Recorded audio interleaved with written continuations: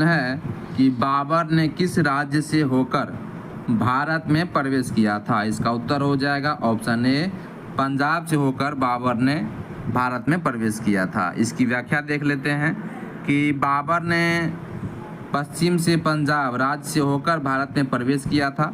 उसने 1519 ईस्वी में पंजाब के कुछ हिस्सों पर आक्रमण किया था और यह भारत में मुगल साम्राज्य के संस्थापक की पहली प्रवेश और अभियानों में से एक था। अब आगे बढ़ते हैं और अगला प्रश्न है, दूसरा प्रश्न इस वीडियो का, वैसे 12वां प्रश्न है क्रम अनुसार से। तो विश्व में सबसे कठोर कानून किस देश का है। इसका उत्तर हो जाएगा ऑप्शन डी, सऊदी अरब का सबसे कठोर कानून है। इसकी व्याख्या देख लेते हैं कि विश्व में सबसे कठोर कानून किसी एक देश का नहीं कहा जा सकता, क्योंकि कठोरता को विभिन्न तरीकों से परिभाषित किया जा सकता है, जैसे नियमों की संख्या, दंड की प्रकृति या नागरिकों की स्वतंत्रता पर प्रतिबंध।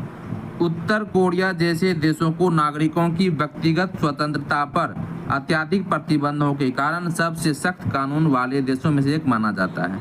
वहीं सऊदी अरब और चीन जैसे देश शरीयत और मृत्युदंड के सख्त कानूनों के लिए जाने जाते हैं। अगला प्रश्न है, तीसरा प्रश्न है कि पूरी दुनिया में सबसे अधिक कौन सी सब्जी बनाई जाती है। इसका उत्तर ऑप्शन ए हो जाएगा टमाटर।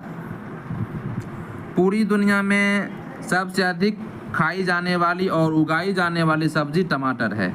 साल 2022 में लगभग 186 मिलियन टन टमाटर की वैश्विक पैदावार हुई थी, जो कुल सब्जियों के उत्पादन का एक बड़ा हिस्सा है।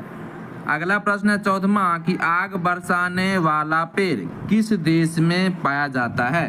तो यह पेड़ वैसे तो किसी देश में पाया नहीं जाता है। इसकी व्याख्या देख लेते हैं। इसका उत्तर इनमें से कोई नहीं होना चाहिए, यानी कि ऑप्शन ई होता। अब देख लेते हैं आगे कि आग बरसाने वाला पेड़ असल में कोई ऐसा पेड़ नहीं है जो सचमुच आग उगलता हो, बल्कि यह जंगल की ज्वाला या पलाश का पेड़ है जो भारत और अफ्रीका में पाया जाता है और अपने चमकीली लाल नारंगी फूलों के कारण आग जैसा दिखता है। अगला प्रश्न है 5वां कि किस जीव को किसानों का मित्र कहा जाता है। इसका उत्तर हो जाएगा ऑप्शन सी, केंचुआ को। ऑप्शन सी हो जाएगा इसका उत्तर। तो केंचुआ जीव को किसानों का मित्र कहा जाता है। केंचुए मिट्टी में छेद बनाकर उसे पोली और हवादार बनाते हैं, जिससे पौधों की जड़ें अच्छे से विकसित हो पाती हैं। साथ ही वे मिट्टी की उर्वरता को बढ़ाते हैं और फसल उत्पादन में मदद करते हैं।